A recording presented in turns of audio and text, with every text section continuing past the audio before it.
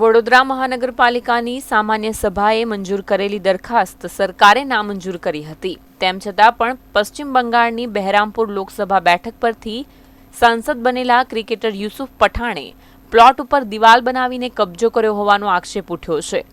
વર્ષ 2012માં યુસુફ પઠાણે આ જમીન વેચાણે લેવાની માંગણી કરી હતી, જેને લઈને પ્રતિ ચોરસ મીટર 57,270ના પ્રીમિયમથી 978 ચોરસ કિલોમીટર જમીન ફાળવવા પાલિકાની સામાન્ય સભામાં સર્વાનુમતે દરખાસ્ત મંજૂર કરવામાં આવી હતી. વડોદરા કોર્પોરેશનને યુસુફ પઠાણને જમીન આપવા ઠરાવ કર્યો, પણ રાજ્ય સરકારે નામંજૂર કર્યો હતો.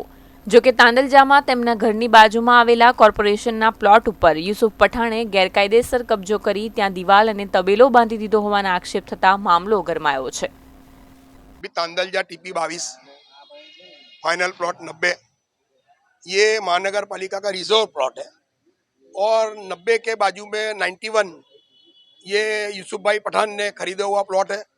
उसके अंदर उनका निवास स्थान है, बंगलोज बनाया है उन्होंने. 90 और 90 और 91 साथ साथ में है, तो सुरक्षा के हेतु सर यूसुफ भाई पठान ने 90 वाला जो रिजर्व प्लॉट है कॉरपोरेशन का, उसकी मांगनी की थी और लगभग 1 चौरस फुट का भाव से 57,000 का लगभग भाव रखा था और उन्होंने डिमांड की महानगर पालिका के पास. महानगर पालिका ने 2012 में जून महीने के अंदर, ये मई या जून के अंदर उन्होंने दरखास्त पास किया, सामान्य सभा में ठहराव पास हुआ. बाद में राज्य सरकार में परमिशन के लिए भेजा कि ये जमीन हमको देना है, तो राज्य सरकार ने शहरी विकास मंत्रालय ने नामंजूर किया है, रद्द किया है. 2014 में लेटर आया कमिश्नर को कि जगह दे नहीं सकते, तो कमिश्नर ने ये जगह देने के लिए शहरी विकास मंत्रालय ने ना बोला है.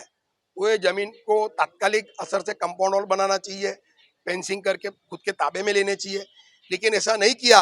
लेकिन आज वो जो प्लॉट है 90 और 91 वाला, वो एक ही प्रीमाइसिस के अंदर आता है.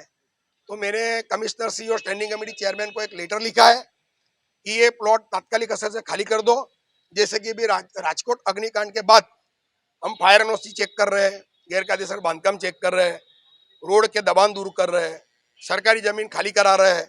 तो ये जमीन महानगर पालिका की जमीन है, ये तात्कालिक असर से खाली करके अपने खुद के ताबे में ले लें.